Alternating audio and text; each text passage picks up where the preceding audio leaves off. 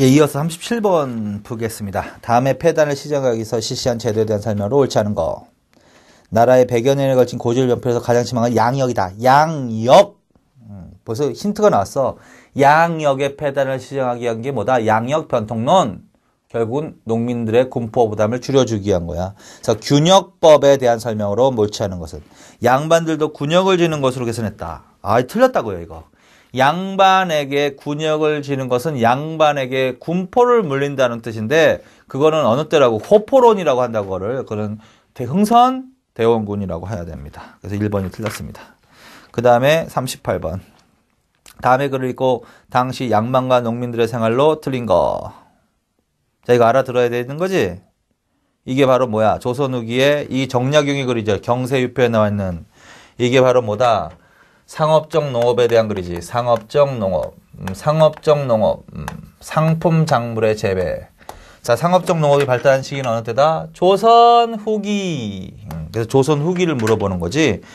상품 화폐 경제가 발달하면서 지주전화제가 약화돼 갔다. 거짓말입니다. 지주전화제는 16세기부터 발달하기 시작해서 조선 후기에 가면 보편화되는 거야. 틀렸어. 상품 화폐 경제가 발달한다. 이거는 맞는 거지. 그래서 1번이 틀렸습니다. 자, 그 다음에 39번. 조선 후기 경제 상황으로 옳은 것을 모두 고르면 이양법의 전국적 보급과 노동력의 절감. 이건 반드시 들어가야지. 전국적 보급. 맞지? 그래서 3, 4번은 탈락. 12법의 발달과 연작법의 시작.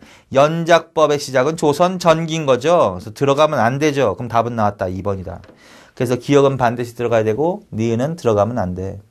디귿. 면작보급의 확대와 상업적 농업의 전개. 맞다는 소리지. 농상집요. 이거는 고려 후기에 나와야지. 농사직설은 조선 전기에 나와야지. 이거 들어가면 안 되지. 재현사, 재현절목의 반포. 재현사는요, 거기는, 재현은 저수지 말하는 거거든? 그래서 재현사는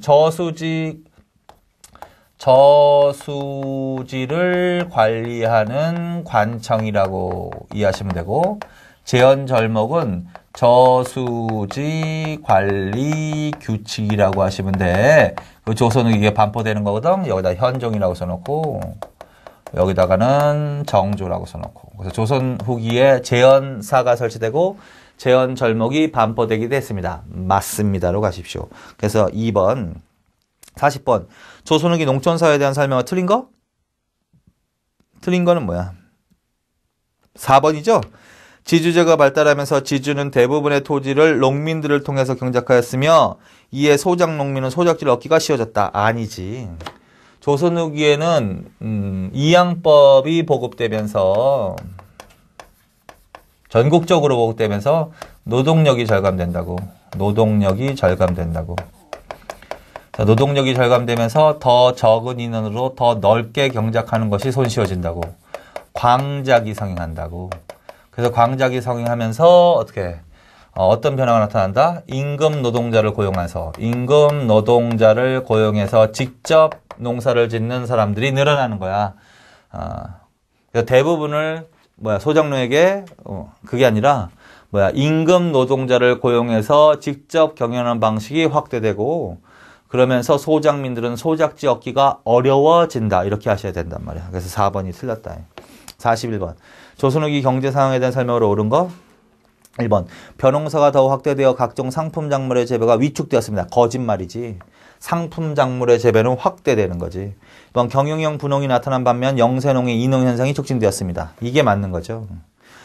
자, 그래서 조선 후기의 농민들은 어떻게 해? 농민의 계층 분화가 이루어지지. 농민의 계층 분화가 이루어지지. 그래서 1부는 요호부민층으로 성장하는 거지. 이 사람을 다른 말로는 경영형 분홍이라고 했죠. 경영형 분홍으로 성장하지만 일부는 다수는 몰락해서 임금 노동자로 전락한다. 그래서 일거리를 찾아서 농촌을 이탈하는 농민이 여전히 많다. 그래서 2번이 맞지. 3번. 소작농의 지대가 도조법에서 타조법으로 바뀌었다. 이거 거꾸로 됐죠. 타조법에서 도조법으로 바뀌어가는 거지. 타조법은 정률지대지. 비율을 정하는 지대지. 정률지대. 이 타조법 하에서는 지주와 전호의 관계가 신분적 예속관계지. 신분적 예속관계지. 그래서 이게 먼저 나타난 방식이고, 뭘로 점차 변해간다? 도조법으로 변해간다. 이렇게 해야지 거꾸로 된 거죠. 이건 정액, 액을 정하는 지대지, 액지대. 그리고 이 도조법에서의 지주와 전후의 관계는 경제적인 관계지, 경제적인 합리적인 관계. 자, 그래서 그거 잘못됐다. 4번. 서민지주가 크게 성장해서 양방 관료들의 토지집적 현상이 완화되었다. 아니지. 양방 관료들의 토지집적 현상은 더 확대되는 거죠. 그래서 지주전환제가 더 확대되는 거지. 그래서 이때는 대지주가 천석군, 만석군. 조선 후기엔 천석군, 만석군이라고 불리는 대지주가 나타나는 시대지. 자, 그 다음에 42번. 다음 글을 읽고 이 당시 농촌사회 모습으로 적절하지 않은 거. 분홍층은, 먼저 분홍층이 나왔잖아. 분홍층이 나오면 바로 조선 후기로 가야지. 요호부민, 경영형 분홍. 분홍층. 땅이 넓어서 빈민을 농업 노동의 고용제, 임금 노동자가 많아지는 시대가 어느 때야? 고용제, 조선 후기란 말이야. 농사를 짓지 않고서 향락을 누릴 수 있으며 빈농층 가운데 어떤 농민은 지주의 농지를 빌려 경작하면서 살아갈 수 있으며 그들 가운데 어떤 자는 농지를 얻을 수가 없으므로 임노동자가 되어서 타인에게 고용됨으로써 생계를 유지한다. 그래서 이건 어느 때? 조선 후기 말하는 거다. 조선 후기의 상황으로 적절하지 않은 것은 뭐야? 3번이죠, 3번. 자, 3번. 수공업과 관련된 거 물어본 거지. 조선 후기에는 민영 수공업이 발달하는 거지. 민영 수공업이 발달하는 거지. 관영 수공업보다는. 근데 민영 수공업자들은 대부분 어떤 식으로 물건을 생산해? 상인의 주문에 의해서 물건을 생산하지. 이게 선대제 수공업이라고 하듯이 요게 일반적이지, 요게. 선대제 수공업이 일반적이지 상인의 주문에 의해서만 물건을 만들어서 납품하는 거. 그런데 이게 일반적인데 일부는 뭐야? 독립적으로 물건을 만들기도 하지. 근데 이건 일부라는 거죠. 자, 그래서 선대제하고 독립수공업자, 선대제 수공업하고 독립수공업자의 개념을 알아두시고, 그러면 민영수공업자들도 전문적인 사람도 그렇지만 농촌수공업, 농민들이 하는 농촌수공업도 변화가 일어난단 말이야. 농촌수공업도 전문적으로 옛날에는 부업 정도로만 했는데 전문 농가가 나오는 거고, 부업 정도가 아니라 전문 농가. 그 다음에 판매를 목적으로 하는, 자급자족이 아니라 판매를 목적으로 하는 수공업도 행해진다는 거지. 이게 조선 후기 상황이고, 결국 농민들도 규모가 영세하니까 다 뭐야? 선대제로 운영하는 게 일반적인 거야. 선대제 방식으로. 자, 그래서 틀린 것은 몇 번이다? 3번이다. 독자적인 계획과 자본력으로 바탕으로 수공업 제품을 제작 판매하는 것을 바로 독립수공업이라 한단 말이야. 그래서 아니란 말이야. 자, 그 다음에 43번. 17세기 이후 사회경제 상황에 대한 설명으로 옳지 않은 것. 17세기 이후 사회경제 상황. 광사는 경영 전문가인 덕대가 상인 물주에게 자본을 조달받아 경영했다. 이게 물주 덕대제 말하는 거죠. 경광상인이 운수업에 종사하면서 거상으로 성장했다. 이건 사상. 자, 조선 후기에는 뭐 사상들의 활동이 활발했지.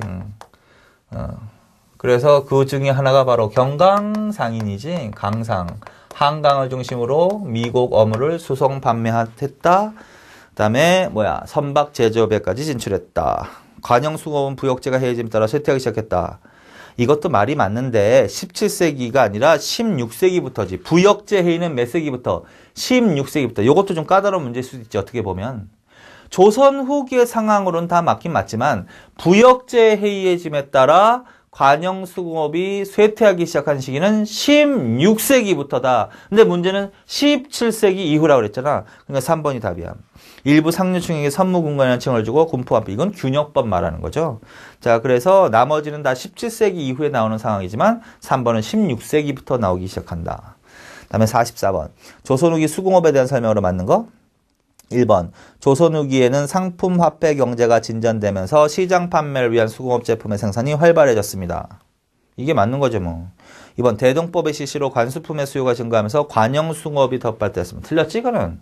관영수공업은 침체하고 민영수공업이 발달해야 한다. 3번. 정부는 공장안을 작성해서 수공업자가 관리돼. 이건 전기. 틀렸지, 이거는?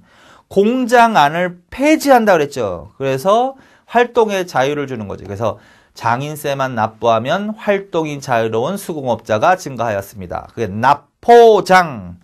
4번. 농촌에서는 여전히 자급자족을 위한 부업의 형태로 수공업 제품을 아니라고 그랬죠. 자급자족이 아니라 판매를 목적으로 하는 부업이 아니라 전문 농가도 나타난다. 1번이 맞다. 그 다음에 45번.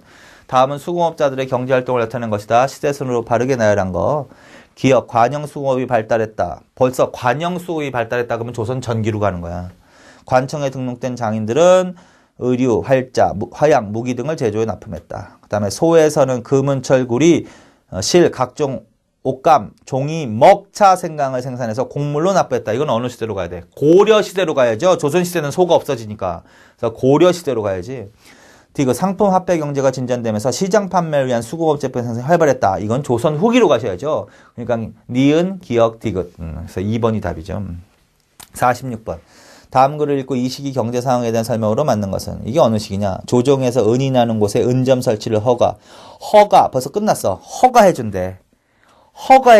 민간인에게 광산 개발을 허가해준대. 그러면 17세기 이후지. 그 전에는 국가가 독점했잖아. 그러니까 이것도 조선 후기인 거죠.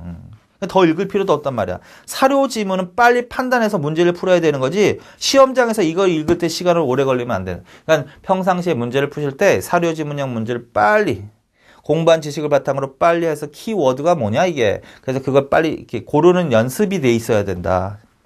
자, 그래서 조선 후기 물어보는 거지. 맞는 것은 뭐다? 1번 부역제가 희해지면서 관영수급이 심취하고 민영수급이 발달하기 시작했다. 부역제 희는 16세기라고 계속 그랬지. 16세기. 2번 민간 수공업자는 장인세만 부담하면 비교적 자유롭게 생산활동에 종사할 수 있다. 이게 답이지. 그게 공장안 폐지, 장인 등록제가 폐지되면. 그래서 장인세만 부담하면 비교적 자유롭게 생산활동에 종사할 수 있는 수공업자를 뭐라 그래? 납포장. 3번 민간 수공업자는 대체로 독자적으로 제품을 생산. 틀렸지? 대체로는 상인의 주문에 의해서 일부가 독자적으로. 이게 이제 선대제냐 독립수공업이냐 그 얘기를 하는 거지. 잠체가 상하면서 정부는 민간의 강산 경영을 금지. 반대지 반대. 전기에는 그랬으나 17세기 이후에는 민간인에게 광산 개발을 허용해준다. 그래서 맞는 것은 2번. 47번. 조선 후기 수공업과 강업에 대한 설명을 틀린 거? 틀린 거는 뭔가. 자, 요거는 좀 어려울 수도 있는데. 자, 1번. 18세기 말에는 장인 등록제가 폐지되면서 납포장이 증가했다. 수공업자 가운데서도 독자적으로 제품을 생산하고 이를 직접 판매하는 독립수공업자들이 나타나기 시작했다. 근데 대체로 이러면 안 된다는 거지. 청과의 무역으로 은혜 수요가 늘어나면서 은광 개발이 활길되었다. 이거 다 맞단 말이야. 근데 17세기에는 경영 전문가인 덕대가 상인 물주에게 자본을 조달받아 채굴업자와 채굴 노동자, 재련 노동자를 고용하여 광물을 채굴하고 재련하는 덕대제가. 이거는 구체적으로 후기는 후기지만 17세기에는 별장제. 네, 18세기 이후에는 별장제가 폐지되면서 물주 덕대제. 그래서 후기는 후기인데, 덕대제가 유행하는 시기는 17세기가 아니라 18세기 이후 이렇게 하셔야 된다. 그래서 틀린 것은 4번. 48번. 다음은 조선 후기 상업활동이 활발한 지역에 대한 설명이다. 이 지역에서의 상업활동과 관련이 없는 거. 이것도 읽어보셨죠? 계속. 포구지, 포구. 포구에서의 상업행위. 조선 후기에는 어디에서의 상행위가 발달해?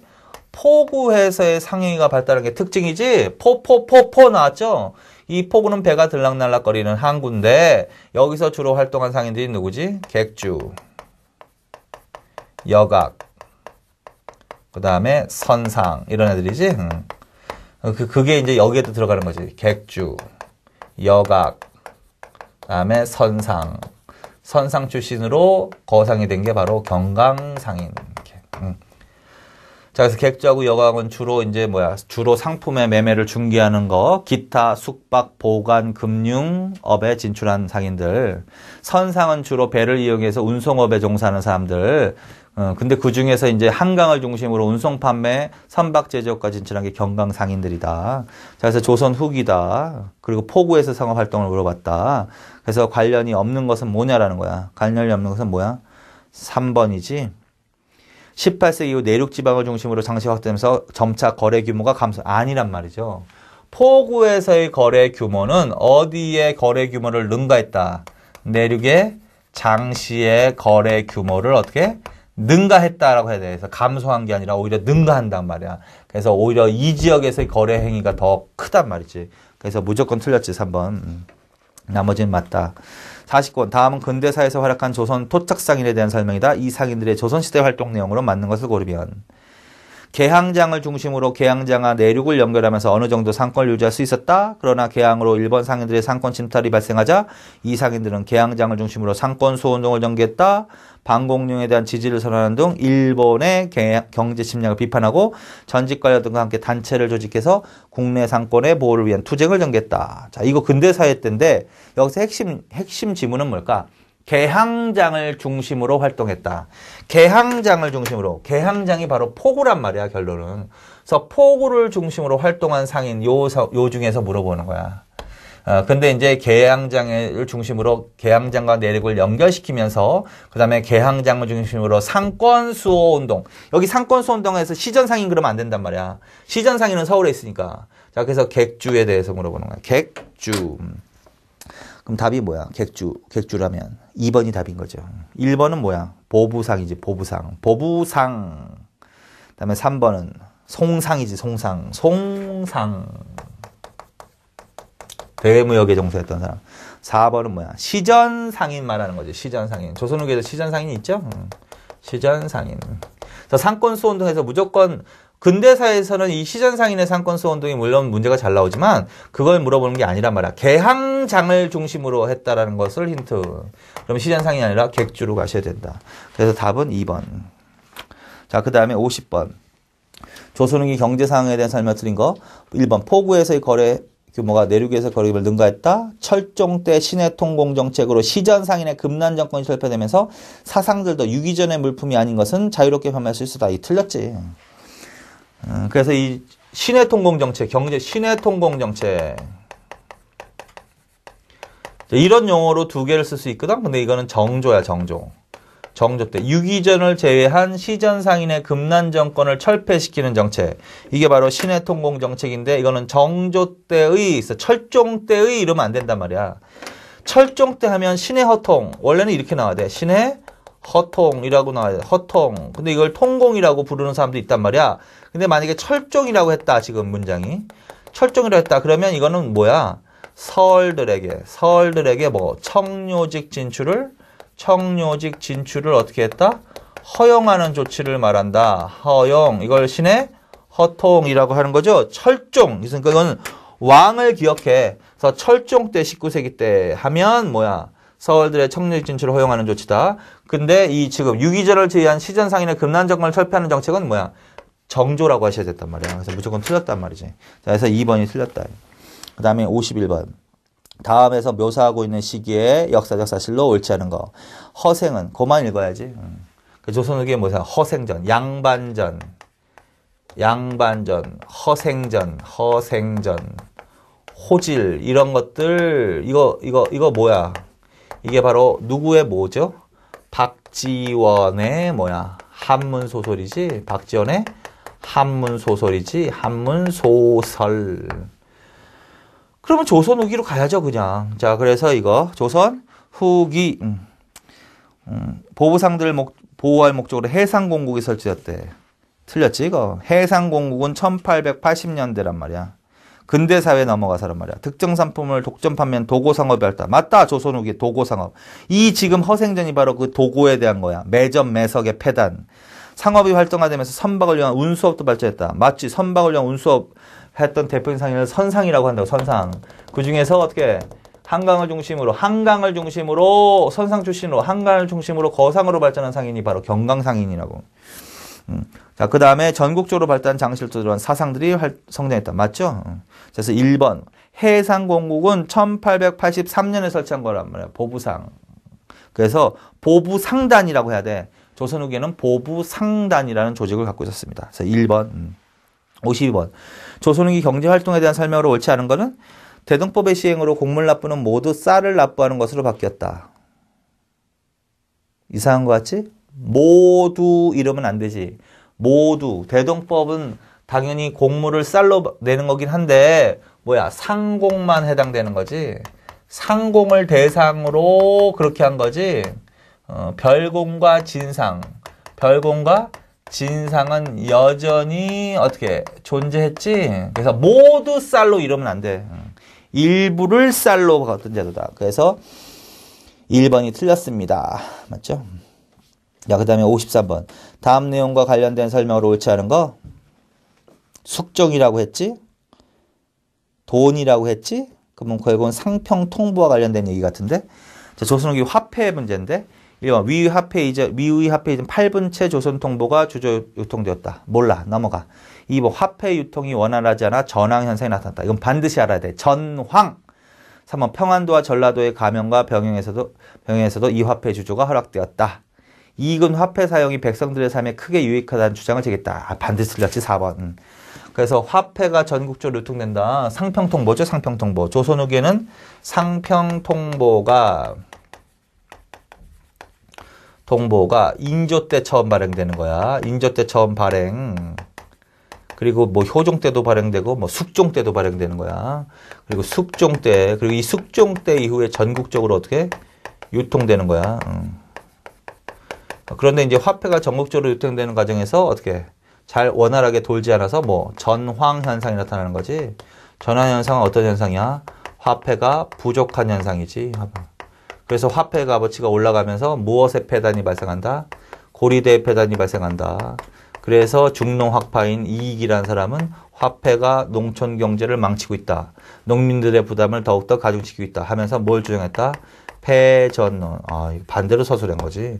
이익은 화폐를 폐지할 것을 주장했다고. 자, 그래서 4번이 무조건 틀렸습니다. 1번 같은 경우는 그냥 신경 안 써도 된단 말이야. 그래서 구체적으로 실제 시험에서는 교과서 밖에 어떤 내용도 나올 수 있거든요. 근데 그거를 답으로 하는 문제는 거의 없어. 그거는 시험자들을 당황하기 위한 지문이니까 수업 시간에 공부한 내용을 토대로 하면 거기에 답이 반드시 있다. 반드시 있잖아, 4번이. 그러니까 이건 어떻게 폐전론을 주장한 사람이지 유익하다. 이거는 아니라는 거죠. 그래서 4번. 54번. 다음은 조선 후기 어느 학자의 화폐 사용에 대한 문제점을 지적한 글이다. 이 글이 나오게 된 배경과 그 문제점에 대한 설명으로 맞는 것을 고르면 성호사설. 이익의 성호사설이란 말이야. 이익이 좀 전에 말했던 그 이익이란 사람이 얘기한 거야. 그리고 읽을 필요 없어. 왜? 문제를 줬잖아. 화폐 사용에 대한 문제점. 그럼 조선 후기 화폐 사용의 문제점이 뭘까? 그게 전환과 고리대 물어보는 거야, 결론은. 그리고 빨리 문제를 풀어. 기억. 동전의 발행량이 증가했음에도 불구하고 제대로 유통되지 않아 시중에서 동전이 부족한 현상이 발생했다. 맞지 이거? 화폐의 부족 현상은 화폐의 재산 축적 기능이 중시되는 생각에서 비롯됐다. 이거 맞지? 화폐의 가치가 올라가면서 고리대의 폐단이 발생했다. 맞죠 이거? 대원군이 경복궁 중건병을 마련하기 위해 당백전을 발행할 당시에도 이와 비슷한 일이 발생했다. 자, 이건 들어가면 안 돼. 자, 대원군은 경복궁 중건병을 발행해서 당백전을 발행했는데 그 당백전의 발행 결과 무슨 현상이 나타났다 그랬죠? 인플레이션이 일어난다 그랬지. 인플레이션. 인플레이션은 뭐야? 물가가 상승하는 거야. 물가가 상승하는 거야. 화폐의 가치는 상대적으로 떨어지는 거야. 그러니까 그거는 좀 조심하라고. 자, 그래서 전황은 화폐 가치를 올리는 현상. 따라서 고리대의 폐단이 나타나는 거지. 화폐 가치가 올라간다는 것은 상대적으로 물건값은 떨어진다는 얘기거든. 자, 그래서 인플레이션하고는 연결시키면 안 돼. 전황 현상의 폐단 중에 하나. 그래서 리을은 들어가면 안 되고 기역, 니은, 디귿만 거기까지요. 자, 그다음에 이제 사회편으로 갑시다. 사회편. 자, 그래서 이제 경제편을 다 푸셨고, 그러니까 결국은 경제도 주로 이제 조선 시대를 집중적으로 좀 정리해 놓으시면 될 것 같지. 나머지는 그렇게 내용이 많지는 않으니까. 그 다음에 이제 고대 사회로 갑시다. 1번. 삼국시대 사회 모습에 대한 설명으로 옳은 것은 나머지는 다 틀렸다는 거잖아. 1번. 신부는 혈연 집단의 사회적 위상과 개인의 능력을 중요하게 평가하여 결정되었다. 맞아요? 틀려요? 틀렸지? 왜 틀렸어? 능력이 아니지. 폐쇄적 신분제 사회잖아. 고대 사회는. 폐쇄적 신분제 사회잖아. 그 폐쇄적 신분제 사회를 반영하는 대표적인 제도가 뭐야? 골품 제도잖아, 골품 제도. 자, 그래서 고대 사회 때는 어떻게 신분이 중요시 여기지 능력이 아니라는 거지. 2번 천민은 대개 전쟁포로 범법행위, 채무 등의 이유로 발생했다. 맞지 뭐. 삼국시대 대체적으로 노비 발생 원인은 전쟁, 그 다음에 형벌, 범법, 형벌, 그 다음에 고리대로 인한 채무. 근데 이제 삼국시대에는 전쟁으로 인한 포로 발생이 많다고 해야 되고, 통일 이후에는 전쟁으로 인한 포로 발생은 줄어든다. 이렇게 하셔야 되겠지. 3번 고구려 혼인풍습으로 민면의제 형사치. 아니죠. 민면의제는 옥조에 있었던 거 아니야. 서옥제의 풍습이지. 4번 신라의 고품제도는 신분별로 관등승진의 상한선을 규제하였으나 일상생활은 규제하지 않았다. 틀렸지. 이 신라의 고품제도는 관등승진에도 영향을 미치지만 일상생활까지도 규제한 제도지. 그래서 맞는 것은 몇 번밖에 없다. 2번. 2번 백제사에 대한 설명을 틀린 거. 1번 백제는 건국 주체 세력이 고구려기였기 때문에 언어, 풍속, 의복 등이 고구려와 큰 차이가 없었으며 절도죄에 대해서는 일책시위법이 시행되었다. 틀렸지. 일책시위법은 부여하고 고구려밖에 없어. 부여하고 고구려. 백제는 절도죄지기, 절도죄에 대해서 귀양 보냄과 동시에 2배를 배상하겠다. 이렇게. 그거 틀린 거죠. 나머지는 맞다. 3번 다음은 삼국시대 어느 나라 사회 모습에 대한 내용이다. 이 나라의 지배층에 대한 설명으로 옳지 않은 거. 이 나라의 사람은 상무적인 기풍이 있어서 말타기와 활쏘기를 좋아하고 형법의 적용이 엄격하였다. 반역한 자나 전쟁터에 퇴각한 군사 및 살인자는 목을 베었고 도둑질한 자는 유배를 보낸과 동시에 2배. 그거 확실하게. 여기서 이제 갈라지는 거지. 귀양과 2배. 그리고 뇌물죄하고 횡령죄는 반드시 이 나라로 가라 그랬지. 백제. 자, 백제의 모습, 지배층의 모습으로 틀린 것은 관음죄를 범할 경우 남녀 모두를 처벌했다. 투호와 바둑 및 장비 같은 오락을 즐겼다. 중국의 고전과 역사책을 읽고 한문을 구사했다. 대표적인 귀족의 성으로는 8개가 있었다. 이건 좀 어려운 수도 있는데 백제의 지배층을 물어봤다. 1번입니다. 관음죄를 범할 경우는 여자만 처벌하는 거야. 남녀 모두가 아니라. 나머지는 다 알아두세요. 맞다. 그 다음에 4번. 다음과 관련있는 신라의 조직에 대한 설명으로 틀린 것은 뭐야 이거? 화랑도지 화랑도. 청소년들 딱 나오면 바로 화랑도로 가야지. 틀린 것은 뭐다? 2번이죠? 이거 조심하라고 그랬죠? 부족 간의 대립과 갈등을 조져 완화하는 구실을 했다. 이거는 화백회의에 대한 거지. 화백회의에 대한 거지. 화백회의에 대한 거지. 화랑도에 대한 설명은 뭐라고 해야 돼? 부족이 아니라 뭐야? 계층 간, 사회 계층 간, 계층 간 갈등을 완화 조절하는 이렇게 해야지. 그래서 2번이 틀렸죠. 그 다음에 5번 신라의 골품제도. 이거 정확히 정리해야지. 골품제도. 골품제도에 대해서 옳지 않은 거. 공복의 색깔은 관등에다가. 그거 조심해서 읽으라 그랬죠. 공복의 색깔은 뭐? 기준이 관등이야. 골품 이러면 안 된다 그랬지. 진골이 처음 받는 관등은 대하찬이다. 아니지. 진골은 다 할 수 있는 거지 처음부터 대하찬을 받는 것은 아닌 거야. 1관등부터 최고 1관등부터 17관등까지 다 할 수 있는 거야. 처음 받는 관등은 5관등인 대하찬이 아니야. 오두품은 황색과 청색 공복을 입을 수 맞지? 진골은 모든 자비, 청황 다 입을 수 있다. 그 다음에 육두품은 비청황색 입을 수 있다. 오두품은 청색, 황색 입을 수 있다. 그 다음에 사두품은 황색 공복을 입을 수 있다. 이거 그 수업 시간에 그 도표 보면서 공부하셨죠? 그거 기억하세요. 골품에 따라 진출할 수 있는 관등이 한계가 있다. 맞죠? 뭐. 그래서 2번이 틀렸다. 6번 신라의 골품제도에 대한 설명 잘못된 거. 성골, 진골과 육두품에서 1두품까지 8개의 신분으로 나눠져 있다. 성골은 왕이 될 자격을 가진 최고의 신분이었으나 진덕 여왕 이후엔 소멸되고 이후 진골에서 왕이다. 맞죠? 이거 진덕 여왕이 최후로 진골 출신, 성골 출신 왕이고 그 다음이 누구지? 무열왕. 무열왕이 최초로 진골 출신 왕이지. 3두품 이하는 뒤에 소멸되어 평민 백성이라고 불렸다. 1, 2, 3두품은 평민이야. 6도품은 일반 귀족 중 최고의 신분으로서 장관인 영까지 승진이 가능했다. 이거 조심해야지. 시중이나 영을 독점했다. 시중이나 영. 집사부의 책임자를 시중이라고 하고 나머지 관청의 책임자를 영이라고 했는데 이건 다 누가 독점했다? 진골이 독점했다. 그러니까 다른 신분은 임명되면 안 돼. 차관 정도는 임명될 수 있다고 그랬지. 시랑, 경 등은 누구도 임명될 수 있었다? 육두품도 임명될 수 있었다. 자, 그래서 그거 반드시 기억하시면 돼. 이거는 이해하는 게 아니란 말이야. 골품 제도는 객관적인 내용을 틀리게 서술하는 게 주로 나오는 거니까 객관적인 내용을 좀 기억해 두셔야 된다. 4번. 7번. 신라의 골품 제도에서 잘못된 거. 경주를 포함한 모든 사람에게 골품 제도가 정리됐다. 틀렸지? 이 골품 제도는 왕경인을 대상으로 했지 경주 사람을 대상으로 했지 경주 이외의 지방민에게는 적용되지 않았습니다라고 하셔야 되는 거죠. 굉장히 쉬운 거잖아요. 그것만 외우고 있으면 나머지는 맞다. 그 다음에 8번 신라 육두품에 대한 설명으로 가장 틀린 거.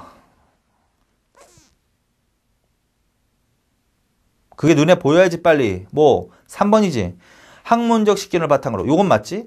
시중이나 영에 발탁되어. 틀렸다고 무조건. 시중이나 영은 진골이 독점하는 거라고요. 자, 그래서 그러면 영을 뭘로 바꾸면 맞아? 시랑 이렇게.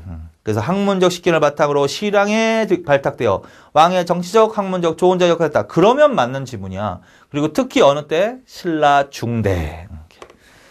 자, 그래서 틀린 것은 3번. 그 다음에 9번. 통일 이후 신라의 변화된 모습으로 맞지 않는 거.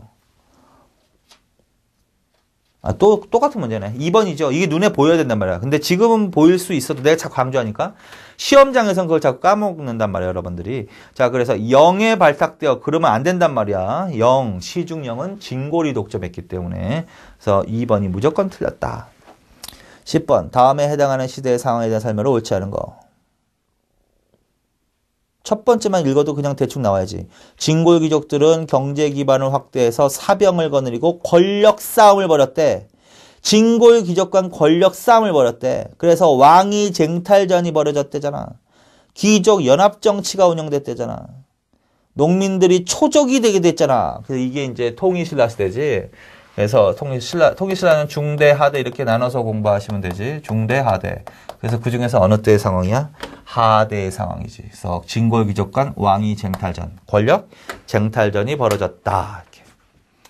그다음에 중앙의 지방에 대한 통제력이 약화되는 시기다.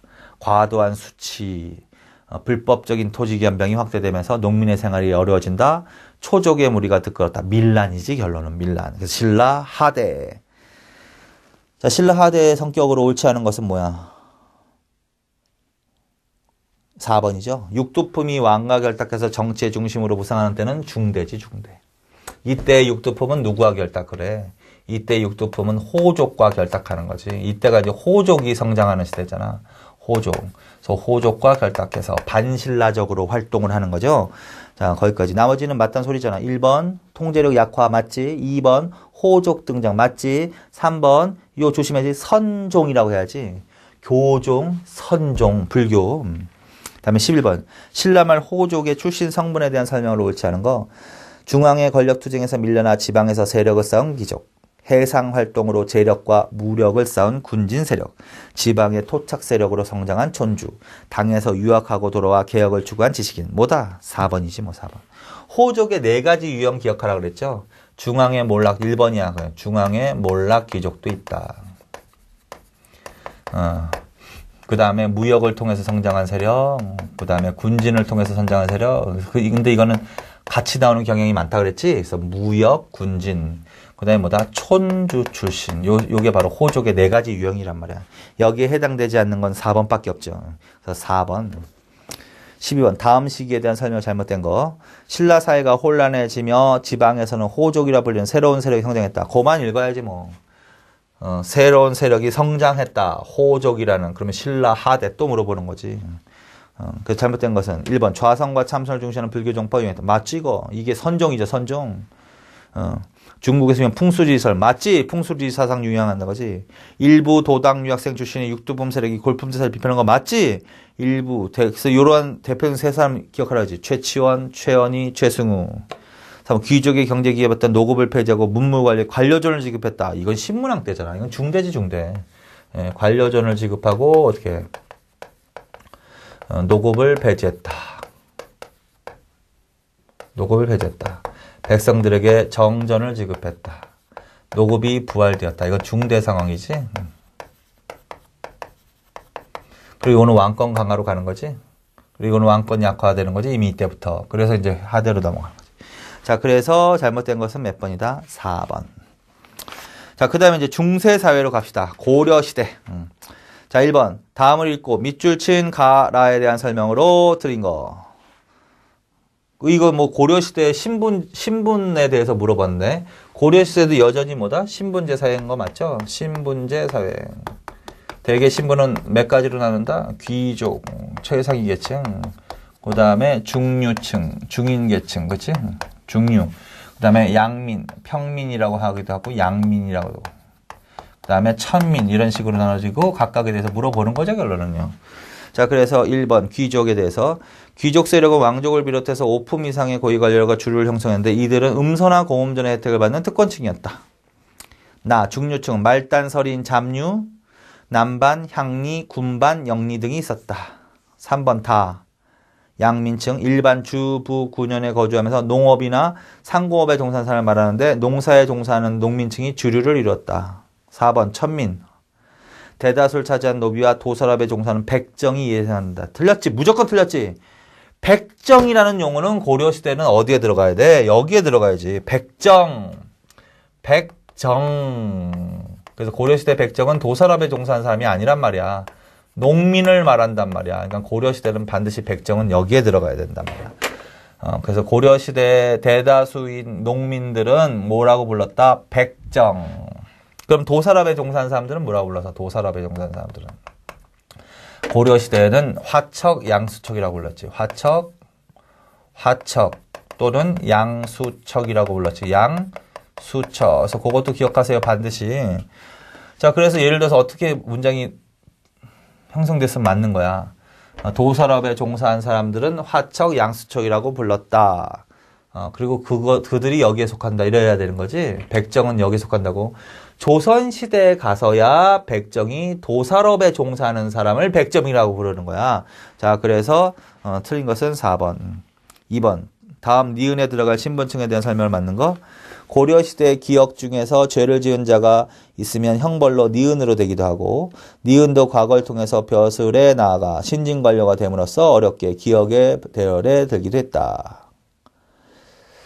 자, 고려시대 지배 세력이 변천한다. 호족, 그치? 호족. 원래 호족은 호족. 고려초에는 호족이 지배 세력이었죠? 그 다음에 얘네들은 지방 세력이지, 원래. 대다수는 지방에 근거지를 두고 있는 거지.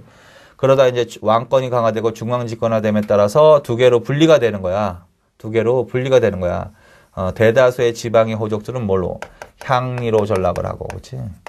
그 다음에 중앙의 일부 문벌 귀족이 형성되는 거지.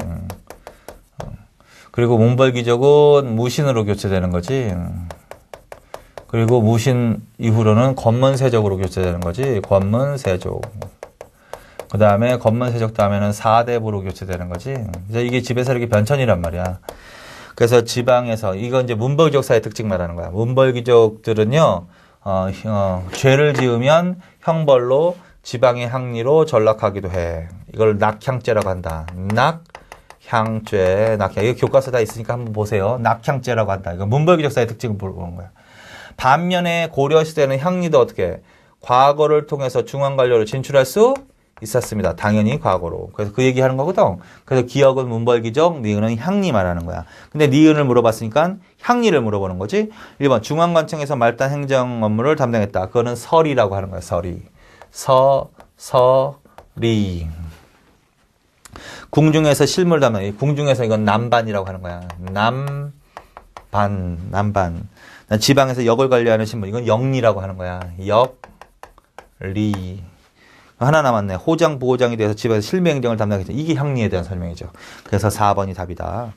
3번. 다음 고려시대 신분구조와 관련해서 각 신분에 대한 설명으로 옳은 거. 이것도 마찬가지야. 귀족, 중류, 양민, 천민 해가지고 물어본 거야. 구체적으로는 왕족을 포함해서 문무관료가 바로 귀족층을 형성했으며 그 다음에 서리, 남반, 영리, 향리 이런 사람들이 어떻게 중류층을 형성했으며 백정, 농민, 상인 수공업자가 어떻게 양민층을 형성했으며 노비, 화척, 양수척, 진척제인 등이 천민층을 형성했다. 1번. 귀족은 과거보다 쉬운 청고를 통해서 관직에 나아가는 경우가 많았다. 자, 2번. 향리나 하급장교 등은 나에 속하며 전시과의 토지를 지급받지 못했다. 3번. 향부곡 소의 주민은 국역의 부담을 진다는 의미에서 다에 속한다. 4번. 라의 대다수를 차지한 노비는 다보다 무거운 국역의 의무를 졌다. 맞는 것은 3번. 자, 1번은 왜 틀렸어요? 아니야. 청거제를 주로 하는 게 아니야. 주로 음서나 과거지. 음서나 과거를 통해서 주로 진출하는 거야. 과거나 음서 내지는 음서나 과거. 그 다음에 하급장교가 군반이라고 하는 거야. 군반. 그래서 향리까지 포함해서 향리. 그래서 얘네들이 무슨 층을 형성합니다? 중류층을 형성합니다. 얘네들은 주로 실무 행정에 종사하는 하급 관료들을 말합니다. 이들에게도 토지가 지급되었습니다. 그래서 전식과의 토지를 지급받지 못했다 그러면 틀렸단 말이에요. 3번이 맞는 거지. 향부곡소의 주민들은 역의 의무, 세금을 낸단 말이야. 단 더 낸단 말이지. 일반 농민이나 수공업자보다. 그래서 세금을 주로 담당하는 계층이 얘네들이라고, 얘네들. 그래서 국역의 부담을 진다는 의미에서 다에 속한다. 이게 맞다. 노비는 양민이 아니야. 그래서 역의 의무를 부담하지 않습니다. 그래서 얘네들보다 더 무거운 국역의 의무를 부담했습니다. 그럼 무조건 틀리는 거야. 국역의 의무는 양인들만 지는 거야. 노비는 국역의 의무가 없어 원래. 자, 그래서 4번이 틀렸습니다. 4번. 고려시대 향리에 대한 설명을 옳지 않은 거. 1번. 향리의 세력을 억제하기 그 지방 출신의 중앙관리를 사신관으로 임명했습니다. 향리의 자제를 인질로 상경 수익케 하는 상수리 제도를 설정했습니다. 틀렸죠 이거? 상수리 제도는 통일신라 시대 때 나와야죠. 통일신라 시대 때 나와야 된다. 고려시대 때는 뭐라고 해야 된다? 기인제도라고 하셔야 됩니다. 기인제도. 그거 틀렸습니다. 3번은 그냥 읽으시고 4번도 그냥 읽으시고. 자, 2번 틀렸지. 이것도 마찬가지. 3, 4번 같은 경우도 조금 애매한 처음 듣는 문장인 거지 이게. 교과서 범위 밖에서 조금 더 자세하게 나온 거란 말이야. 이거 다 알 필요가 없단 말이죠. 아까 말씀드렸죠.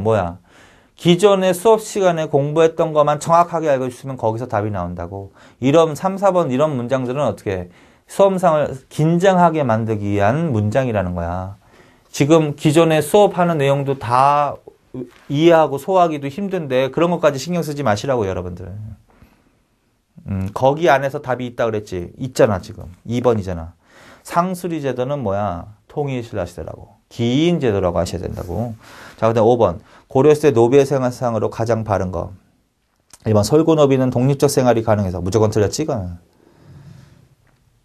외거노비에 대한 설명이지 이거는. 독립적 생활이 가능한 노비는 외거노비. 경제적 처지는 양민과 비슷한. 이거 외거노비에 대한 설명이지. 양민과의 결혼이 자유롭고. 그만 읽어야지. 노비는 노비끼리만 결혼이 가능하지 양민과의 결혼은 원래 금지되는 거야. 그 다음에 노비와 양민과의 결혼을 통해서 태어난 자식의 신분은 노비가 되는 거지. 틀렸지. 3번 노비 간의 소생은 천자수모법에 따라 어머니 소유주 쪽에 기속됐다. 이게 답이죠. 양인으로서의 신분 상승기가 없었다. 틀렸지 이것도. 비록 노비는 가장 천대받는 계층이지만 특히 외거노비 같은 경우는 양인으로 신분 상승하기도 했다. 이렇게 하셔야 되겠죠. 자, 그 다음에 이제 6번. 고려시대 노비에 대한 설명으로 옳지 않은 거. 1번. 노비는 자신의 재산을 소유할 수도 있었다. 노비는 매매, 증여, 상속의 대상이 되었고 승려가 될 수 없었다. 넘어가. 소유주가 각기 다른 노와 비가 혼인하더라도 가정을 이루는 것이 가능했다. 모든 노비는 독립된 경제생활을 영했다. 틀렸잖아 이거.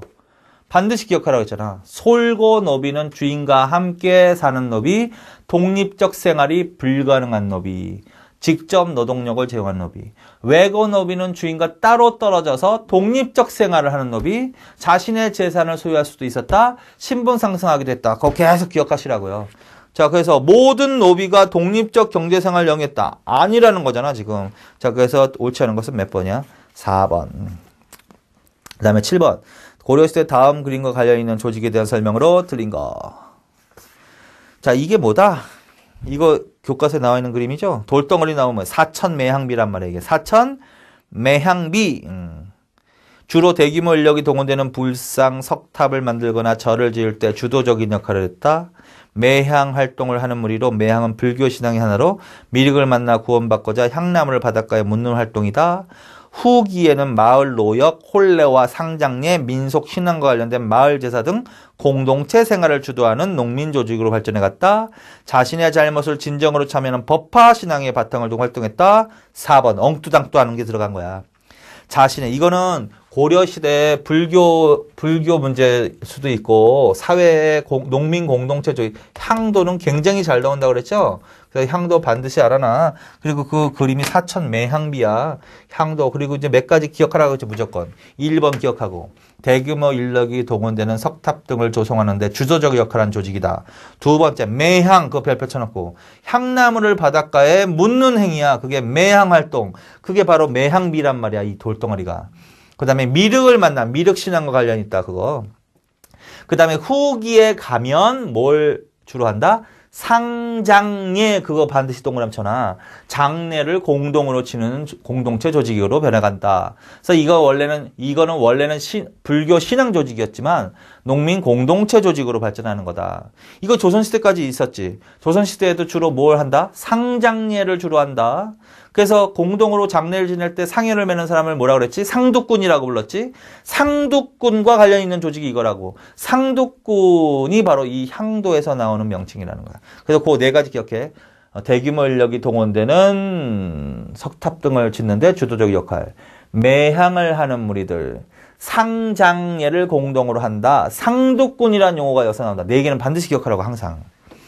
그럼 뭐야? 4번. 이거는 뭐야? 불교할 때, 최씨 집권기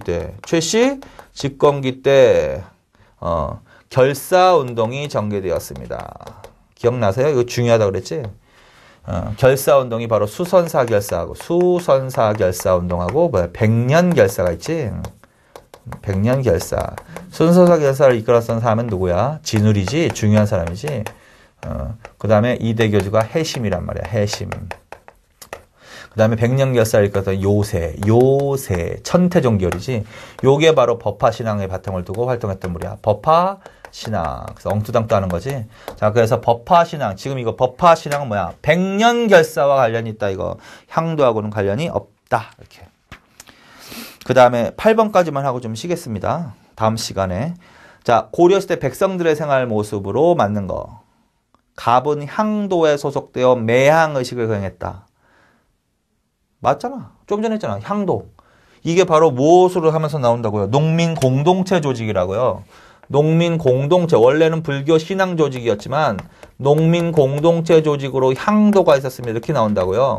그러니까 뭐야? 고려시대 백성들은 어디에 소속되어 있다라는 거야? 향도에. 그리고 뭘 한다고 그랬어? 매향을 한다고 그랬잖아. 그럼 뭐 맞는 거지 뭐. 향나물 바닷가에 묻는 거. 구원받고자. 미륵불을 만나. 미륵신앙과 관련이 있다. 2번. 어른 아버님이 돌아가시자 주자갈에 의해서 장례를 지었다. 틀렸다 그랬지 이거. 고려시대는 아직 유교가 일반인에게까지 보편화된 시기가 아니라고. 그래서 제사를 지내는 제례. 그 다음에 장례를 지내는 장례의식. 제례는 뭐야? 유교식 이러면 안 된다고. 불교나 도교식으로 거행하는 게 일반적인 현상이야. 무슨 식으로 지냈다 그러면 안 된다고? 유교식으로 지내면 안 된다 그랬지? X야, 이건 X. 근데 이제 유교식으로 이런 걸 정리해 놓은 게 바로 주자가래라고 하거든. 그래서 주자가래에 의거해서 이렇게 하면 이건 유교식으로 이런 뜻이거든. 그래서 이것도 안 된다. 자, 그래서 틀리는 거야. 그 다음에 3번. 병은 춘공기에 해민국으로부터 곡식을 빌렸다. 멍청한 사람이지.